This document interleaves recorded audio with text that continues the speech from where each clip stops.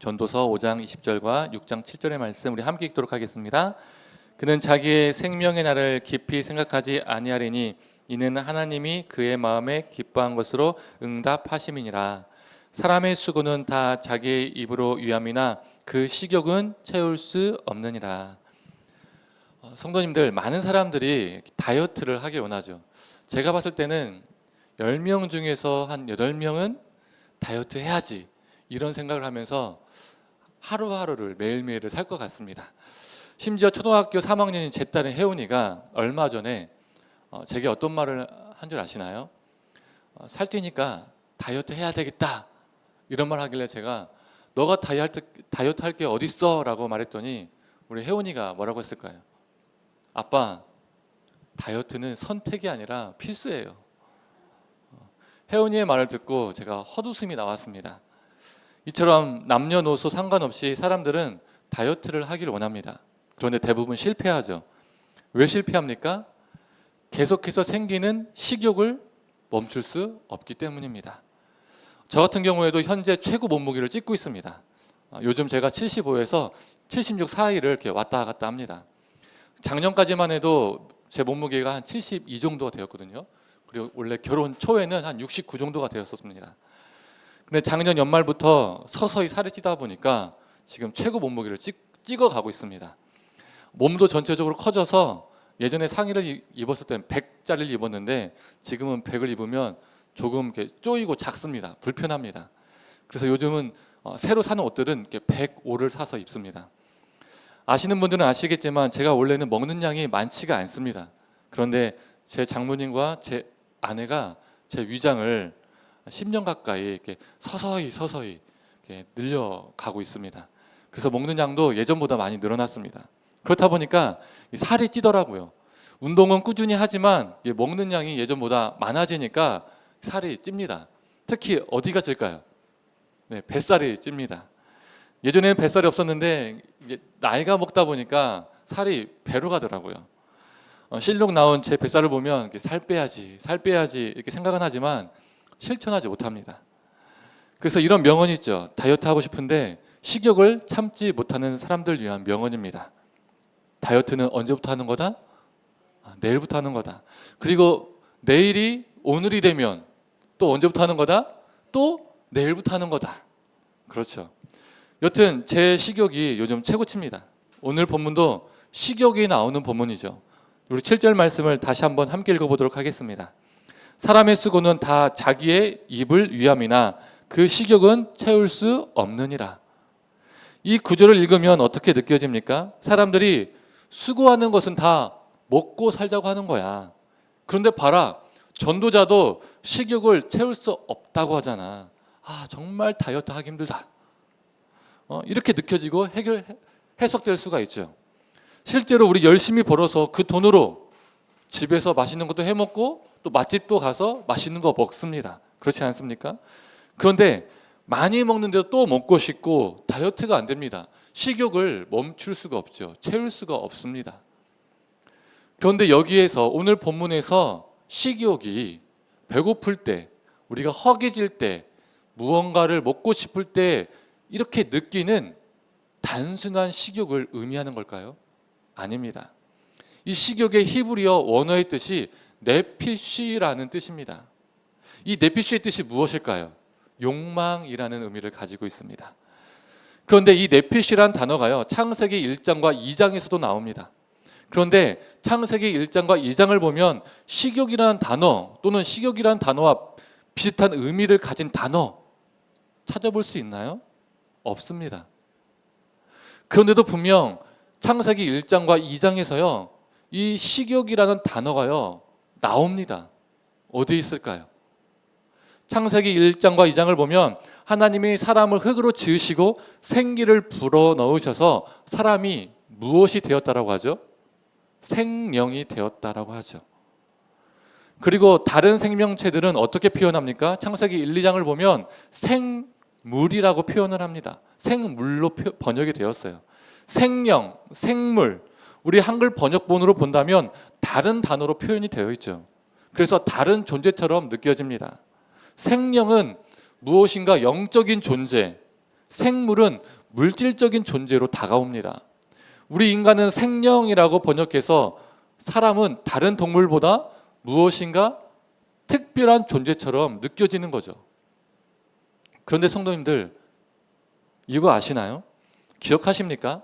제가 작년 7월 정도에 설교를 한 적이 있었습니다. 생명이라고 번역된 단어와 생물로 번역된 단어가 히브리어로 다른 단어가 아니라 동일한 단어이다. 창세기 2장 7절을 보시면 생명이라는 단어 앞에요. 우리 성도님들이 갖고 있는 성경책을 보시면 생명이라는 단어 앞에 1번 각주가 달려 있습니다. 그리고 성경 하단을 보시면 희생물이라고 되어 있습니다. 이게 무슨 말이냐면 히브리어 본래 뜻은 생명이 아니라 생물이다라는 뜻입니다. 즉 우리 인간도 생물이라는 뜻이에요. 실제로는 생명으로 번역된 히브리어로도 네피시 하야, 그리고 생물로 번역된 히브리어도 네피시 하야입니다. 이 히브리어로 두 단어가요 똑같습니다. 다른 단어가 아닙니다. 그런데 우리 한글 성경에서는 다른 단어로 번역을 했습니다. 아마도 번역자의 주관적인 생각이 들어간 것 같아요. 하나님께서 사람에게는 코에 생기를 불어넣으셨으니까 인간은 무엇인가 특별한 존재로 번역하고 싶었던 것 같습니다. 네피시 하야에는요 영이라는 의미가요 전혀 없습니다. 그럼에도 불구하고 우리 사람은 생명, 다른 피조물들은 생물로 번역을 했죠. 분명 인간과 다른 동물들은 차이가 있습니다. 하나님께서 우리 사람에게는 생기를 불어넣으셨고 짐승에게는 불어넣지 않으셨죠. 이 차이점이 분명 존재하지만 우리 인간도 다른 짐승들도 둘 다 뭐라는 거예요? 네피시 하야, 즉 생물이라는 겁니다. 그런데 네피시 하야에서 이 네피시라는 단어가 욕망이라는 뜻을 가지고 있습니다. 앞에서 언급한 식욕이라는 단어가요 네피시라고 했잖아요. 네피시. 그래서 이 네피시 하야는 욕망하는 존재라는 뜻입니다. 생물이란 어떤 존재라는 겁니까? 욕망하는 존재라는 거예요. 우리 인간도 네피시 하야니까 욕망하는 존재입니다. 하나님께서 사람의 코에 생기를 불어넣으시니까 사람이 욕망하는 존재가 되었다는 겁니다. 우리 기독교인들은 욕망 자체를 부정적으로 받아들이는 경우가 많이 있죠. 그런데 우리 하나님은요, 우리를 욕망하는 존재로 창조하셨다라고 성경이 말합니다. 어떤 개인적인 사람의 생각이 아니에요. 성경이 말하고 있다는 거예요. 그래서 욕망 자체는 나쁜 게 아닙니다. 그런데 그 욕망의 순서가 어떻게 되었느냐, 그 욕망을 우리가 어떻게 사용하느냐, 그 욕망을 어떤 방향으로 이끌고 가느냐에 따라서 존재와 삶이 달라집니다. 오늘 본문 7절 그 식욕은 채울 수 없다라는 말은 히브리어 원어의 뜻을 살려서 말한다면 욕망을 채울 수 없다라는 의미가 되죠. 성도님들, 우리 주님께서 주신 기도에는 이런 내용이 있습니다. 일용할 양식을 주옵시고. 일용할 양식은 사람들이 마땅히 누려야 하고 누릴 수 있는 양식입니다. 그 일용할 양식을 누리게 될 경우 우리는 만족하고 감사하며 살 수 있죠.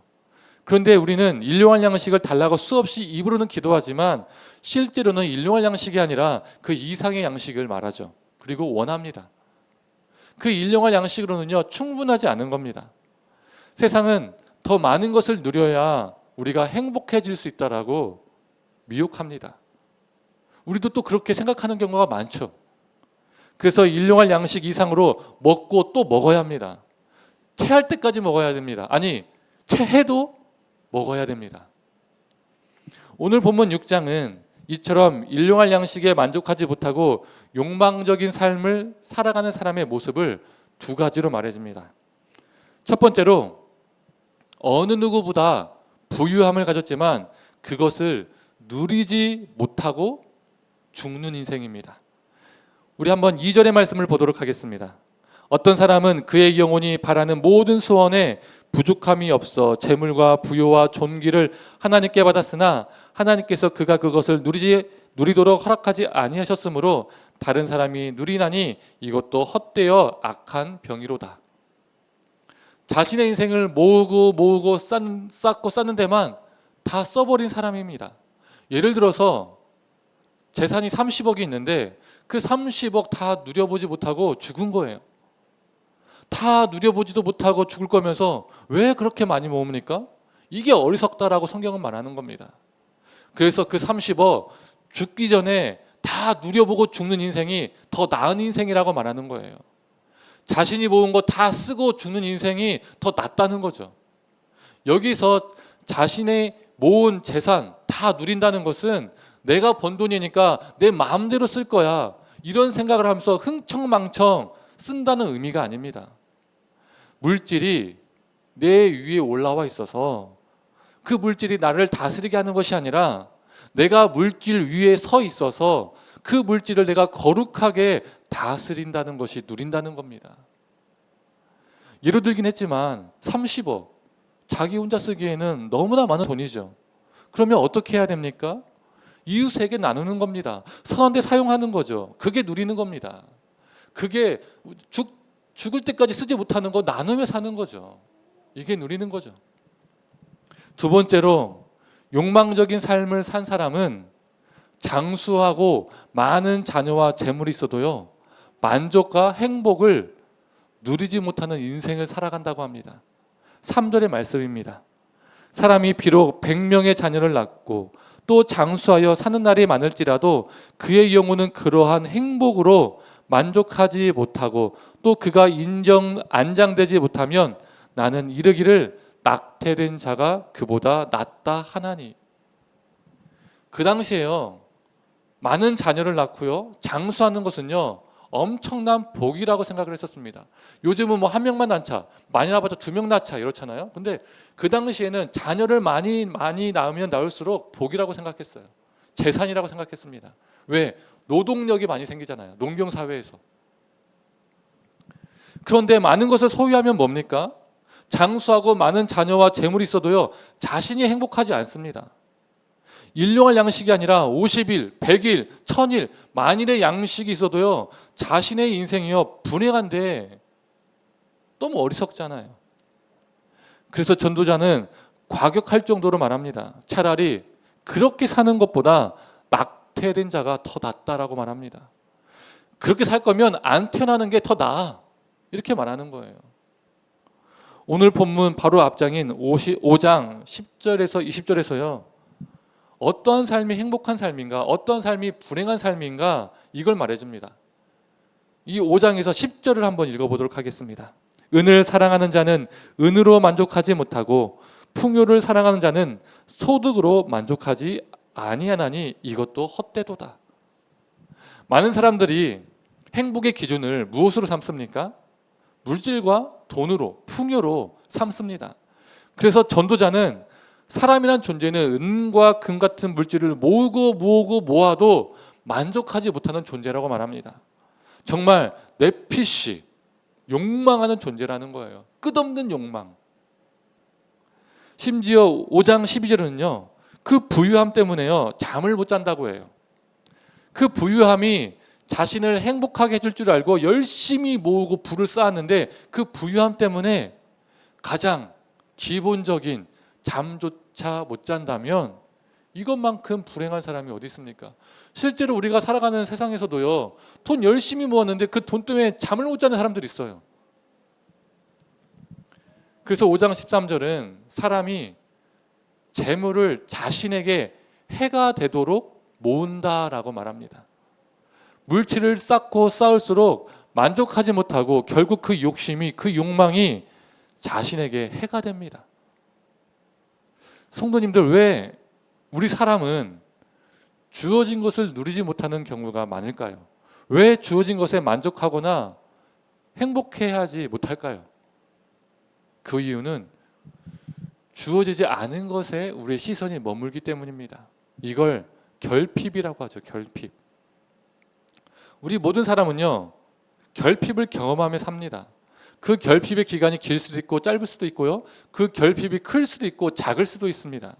그런데 우리가 살아갈 때 그 느끼는 그 결핍이 진짜 결핍과 가짜 결핍이 있습니다. 진짜 결핍은 무엇일까요? 우리가 살아가는데, 우리가 생존하는데 정말로 꼭 필요한 건데 그게 없는 겁니다. 특히 의식주와 관련된 것에서 결핍이 생기는 경우가 많죠. 밥을 먹어야 사는데 기근으로 인해서 먹을 것이 없어요. 이게 진짜 결핍이죠. 내가 옷이 있어야 추위로부터 내 자신을 보호하고 내가 부끄러움을 느끼지 않는데 옷이 없어서 내 자신을 보호하지 못합니다. 이게 진짜 결핍입니다. 우리는 이것을 절대적 결핍이라고 말합니다. 그런데 현대를 살아가는 우리는요, 이러한 생존적 결핍, 절대적 결핍을 느끼지 않고 살아가요. 북한이나 정말 낙후된 나라, 척박한 환경에서 사는 사람들이 아닌 이상 이러한 절대적 결핍을 느끼지 않고 살아갑니다. 대부분의 우리 대한민국 사람들은 생존의 결핍, 절대적 결핍을 느끼지 않습니다. 대신 어떤 결핍을 느끼며 살아갑니까? 가짜 결핍인 상대적 결핍을 느끼며 살아갑니다. 남들은 있는데 내가 없는 거. 그럴 때 우리는요, 상대적 결핍, 이 가짜 결핍을 경험합니다. 난 차가 없는데 저 사람은 차가 있어요. 난 명품이 없는데 저 사람은 명품이 있어요. 내 차는 경차인데 저 사람 차는 외제차예요. 나는 100을 버는데 저 사람은 500을 벌어요. 이런 데에서 사람들은 결핍을 경험합니다. 이런 상대적인 결핍으로 많은 사람들이 살아가죠. 내게 주어지지 않은 것에 늘 시선이 머뭅니다. 성도님들, 예덴 동산에서 무슨 일이 있었습니까? 아담과 하와에게 많은 것이 허락되었습니다. 그런데 한 가지, 딱 한 가지 허락되지 않은 게 있었죠. 선악과가 그들에게 허락되지 않았었습니다. 100가지가 있다면 99가지가 그들에게 주어졌고, 1000가지가 있다면 999가지가 그들에게 주어졌고, 10,000가지가 있다면 9,999가지가 그들에게 주어졌었습니다. 그들에게 많은 것이 주어졌고 그들은 그것을 누리며 살 수 있었습니다. 그런데 그들은 어디에 주목했습니까? 자신에게 주어지지 않은 그 딱 한 가지, 그 선악과에 주목을 했습니다. 거기에 자신들의 시선이 머물게 되었습니다. 그리고 결국에는 탐욕, 욕망에 빠지게 되었습니다. 성도님들, 우리가 주어지지 않은 것에만 시선이 머물면 어떻게 될까요? 마치 하나님으로부터 아무것도 받지 않는 것처럼 느껴집니다. 그러니까 나에게 9,999가지가 주어졌는데 그게 안 보이는 거예요. 오직 주어지지 않은 거, 없는 거, 그것만 보이게 되고 그것에만 몰두하게 됩니다. 그래서 제 힘으로 모으고 또 모으는 데만 인생을 허비하게 됩니다. 또 많이 모았으나 선하게 누리는 데 사용하지 못합니다. 결국에는 욕망의 종이 되어서 인생을 살아가게 됩니다. 돈의 종, 성공의 종, 권력의 종, 명성의 종, 이렇게 노예가 되니까 행복할까요? 행복하지 않습니다. 그래서 앞에서 언급한 것처럼 전도자가 이렇게 살 거면 태어나지 않는 게 더 낫다라고 정말 과격할 정도로 말을 합니다. 성도님들, 우리는 우리 각자에게 주어진 것이 남들보다 더 있다면 그 많은 것들을 누리지 못하고 죽는 인생이 아니라 이웃과 나누면서 그 주어진 것을 누리며 사는 삶을 살아야 합니다. 우리 인간은 내피시 하야, 욕망하는 존재인데 그 욕망을 어떻게 사용하느냐, 어떤 방향으로 이끌고 가느냐, 이것으로 인해서 우리의 존재와 우리 삶이 달라집니다. 그 욕망을 더 소유하는 데 사용하는 것이 아니라 우리의 욕망을 하나님의 선한 일을 하는데 사용하기를 원합니다. 또 사람은 어떤 존재냐면 반대로 내게 주어진 것이 적어 보이고 그래서 허탈감이 들 때도 있습니다. 저도 그럴 때가 있어요. 예를 들어서 동기 목사들의 소식을 들으면 때론 부럽고 허탈감에 들 때가 있습니다. 저도 사람인지라 이 세상적인 기준에서, 인간적인 잣대에서 이 잘 되는 목사들을 보면 부러운 마음이 생길 때, 막 저보다 신대원 때 공부도 못했고 성적도 안 좋았고 이 성경, 이 설교 수업이 있거든요. 이 설교 성적도 저보다 안 좋았어요. 근데 그런 동기들이 교회 담임 목사로 청빙받는 소식을 들을 때면 이 숫자라는 것이 세상적인 기준이고 인간의 잣대임에도 불구하고 제 안에 부러움과 허탈감이 생길 때가 있습니다. 제가 상대적으로 결핍한 것에 주목하니까 제게 그런 마음이 드는 거죠. 이처럼 사람은 상대적으로 부족한 것에 주목을 합니다. 아담과 하와가 유혹했던 사탄은요, 우리에게 주어지지 않은 것에 우리의 시선을 돌립니다. 그러나 그때에 우리가 우리의 마음을 되잡고 우리에게 없는 것보다 우리에게 주어진 것, 하나님께서 우리에게 주신 그것들에 우리의 시선을 돌리고 주목했으면 좋겠습니다.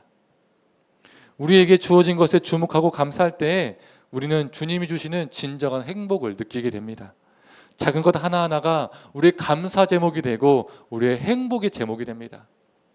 그래서 저도 상대적인 결핍을 느낄 때 제게 없는 것에 주목하는 것에서 빠져나오려고 노력합니다. 그리고 제 시선을 제게 주어진 것에 돌립니다. 성도님들, 일용할 양식을 달라고 기도하라고 하셨던 우리 주님의 말씀을 새기길 원합니다.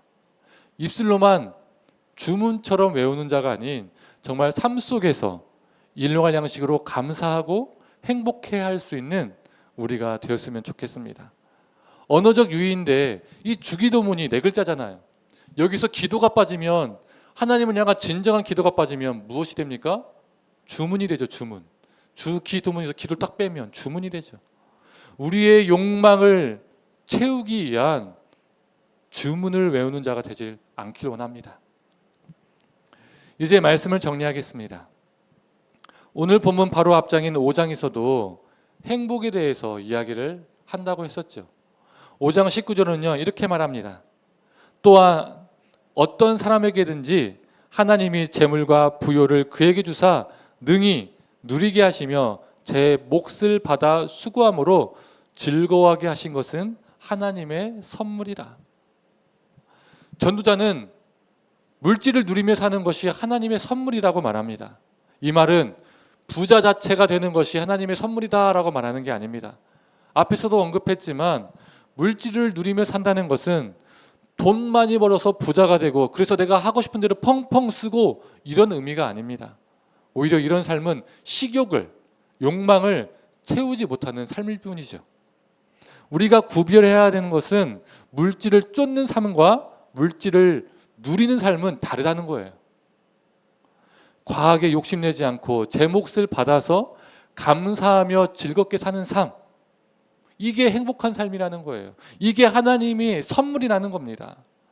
그 물질을 나누며 사는 삶, 이런 삶이 하나님이 주신 선물입니다. 그래서 오늘 본문 전도서 5장 20절은요 이렇게 말합니다. 표준 세번역으로 우리 함께 같이 읽어보겠습니다. 하나님은 이처럼 사람이 행복하게 살기를 바라시니 덧없는 인생살이에 크게 마음 쓸 일이 없다. 우리 하나님은 우리가 이 땅에서 뒤틀린 욕망에 빠져서 사는 것이 아니라 행복하게 살기를 원하십니다. 그 행복은요 물질 자체에 있는 것이 아닙니다.